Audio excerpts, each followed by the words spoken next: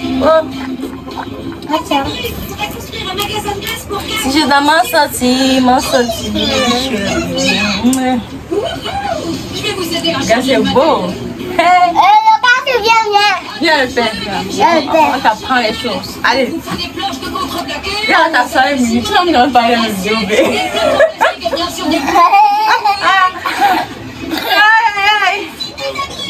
Hello.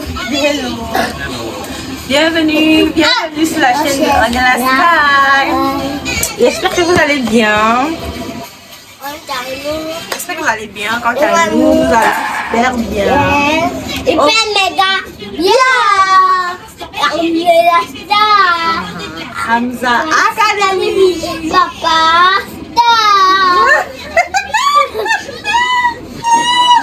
Voilà. Aujourd'hui, nous sommes en famille. Le pack, bye, bisous. Ouais. Non, je suis pas ici en retard. Je vous ai montré un petit aperçu du bonheur dans lequel je baigne. Ouais. Attaquez! Qui est vous? Aïe. Qui nous achète baoulé? Attaquez! Là, la pourriture pas.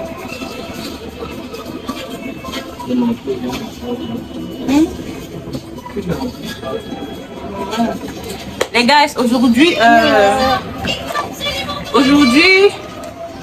c'est c'est le week-end et aujourd'hui, on voulait faire une vidéo un peu chill pour vous détendre.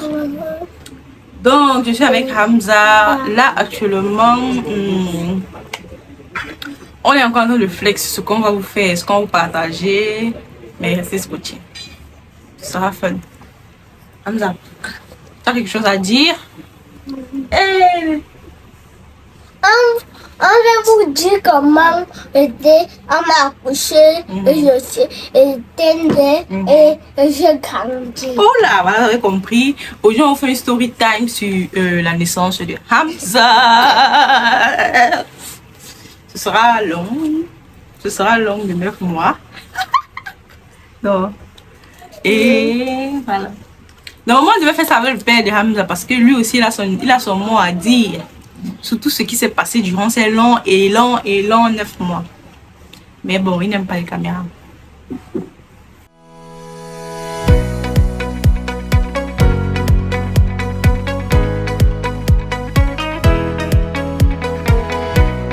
Tu commences en quelle année? Tu es dans quelle année, 2010. Tu es en 2019. Tout commence en 2018. Lorsque moi j'étais à Dubaï et à un moment je me rends compte que je suis enceinte. Ouais, mais ça gâte la vidéo. Quand il fait la vidéo, tout commence en 2018 lorsque je me rends compte que je suis enceinte. Et à cette époque, je vivais à Dubaï, comme je l'ai dit tantôt. Et j'étais très jeune, très jeune. Mais je vivais déjà avec mon copain parce qu'à l'époque, le père de Hamza n'était que mon copain. Et nous vivions ensemble. Moi, j'avais ma vie normale, je travaillais, j'avais mes projets et tout. Et un jour, un mois, je me rends compte que mes règles ne sont pas venues. Oui. Vous voyez, non, mais d'abonner. Le jour qu'on veut partir à Dubaï, et ma mère va aller venir. Va aller voir comment c'est super chouette là-bas. Comme je le disais, je me rends compte que je suis enceinte. Que faire? Il faut savoir que ça ne faisait que 1 an et demi à l'époque que moi j'étais à Dubaï. Et j'étais partie là-bas en fait dans l'optique de me chercher. Il n'y avait aucunement une intention de grossesse ou de quoi que ce soit. Non. J'étais partie dans l'optique de me chercher et à moins d'1 an et demi, je suis tombée enceinte. Voilà. Je tombe enceinte et nous, la vidéo là est morte. C'est mort. Damn. Bon, là, je vais un peu interrompre la vidéo. Il y a des gens qui sont en train de travailler. D'ailleurs, bon, vu que c'était une vidéo comme ça, à la va-vite que je voulais faire, bon, là, maintenant, je vais prendre le temps. Je vais aller me laver, m'apprêter, me mettre un peu bien. Et on va continuer la story time. After. Comme je le disais, je suis donc tombée enceinte. Et là, vraiment, c'était comme, comment on va dire ça? On va dire, c'était un choc. C'était un choc. Faut savoir que j'étais très jeune et je partais à Dubaï dans l'optique de me chercher. Donc, il n'y avait il n'y avait pas de plan de grossesse. Ma mère aurait été trop déçue de moi en fait. Elle aurait été trop déçue de moi au vu de la confiance qu'elle m'accordait, au vu de, je sais pas comment il veut dire, elle avait en quelque sorte mis son espoir sur moi et tout. Donc, c'était compliqué. C'était compliqué. Et voilà. Je me conseille que bon, lorsque j'ai annoncé la nouvelle au père de Hamza, lui il était plutôt très content, très joyeux même. Parce que en fait pour lui c'était une joie d'avoir un enfant vu que il travaillait, il avait déjà une stabilité financière quoi. Donc c'était une joie pour lui. Et bon, on s'est concerté et il a dit le choix me revient, si je veux garder l'enfant je le garde. Et lui il est tout à fait prêt à s'occuper de sa progéniture. Moi le problème c'était même pas, en fait je n'ai jamais douté sur le fait qu'il pouvait s'occuper de son enfant et tout, mais ce qui me faisait peur c'était la réaction de ma maman et de mon papa aussi. Voilà, j'avais très peur de leur annoncer que ben je suis tombée enceinte. Je suis tombée enceinte, j'avais tellement peur, j'appréhendais. Maintenant on s'est entendu. La première des choses qu'on a d'abord faites, c'était de raconter, en fait de dire à la maman de Yves, la maman du père de Hamza, bon, on vient d'abord annoncer la nouvelle. Et on lui aussi, en fait, on l'a fait part de nos peurs et tout, parce que c'était pas facile de mon côté de pouvoir l'annoncer à ma maman. Elle connaissait déjà que je vivais avec Yves et que c'était mon petit copain et tout. Et elle le connaissait très responsable, très respectueux et très bon garçon. Voilà. Donc c'est comme ça que je me dis que bon, de toutes les façons, je suis déjà trempée. Voilà. Et je décide d'annoncer la fameuse nouvelle. Les gars, lorsque je l'ai dit à ma mère, je vous jure là, elle était contente.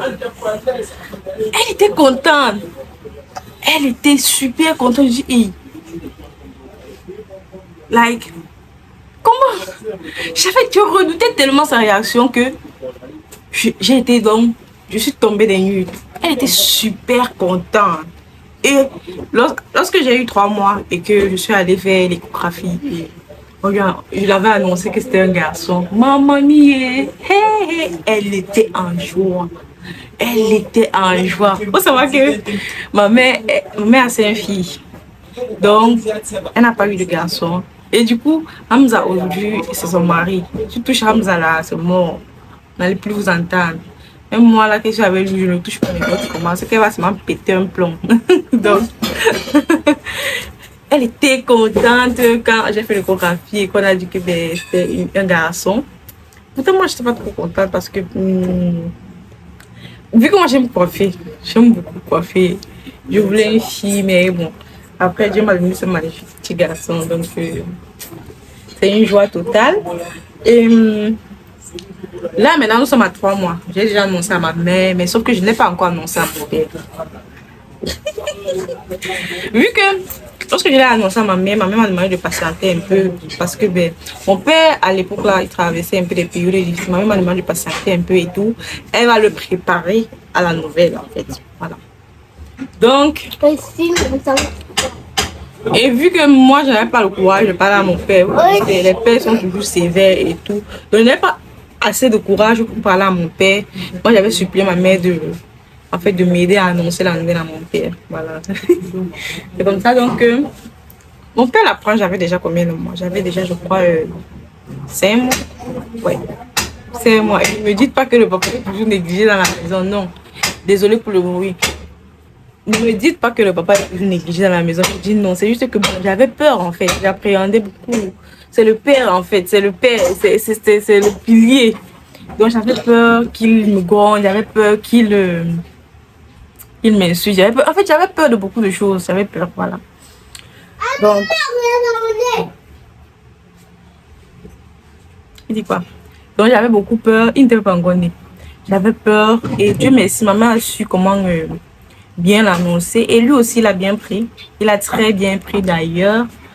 Et pour vous dire vrai, ce qui m'a sauvé dans cette histoire, c'est que ma famille connaissait déjà très bien le père de Hamza.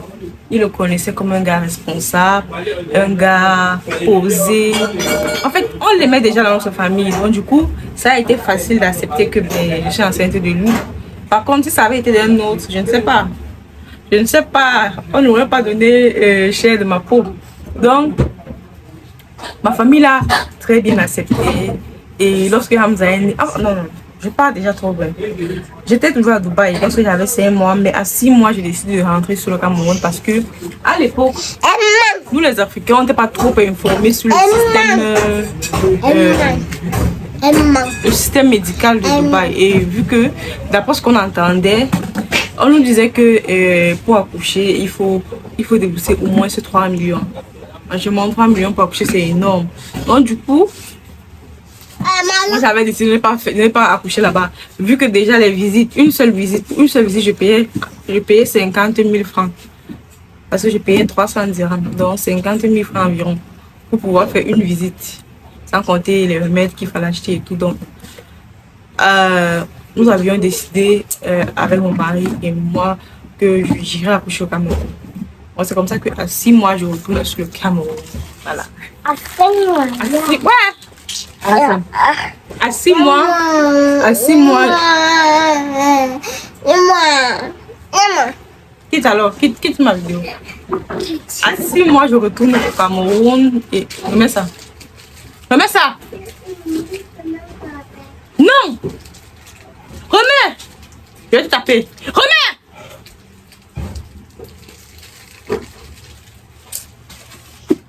Ori,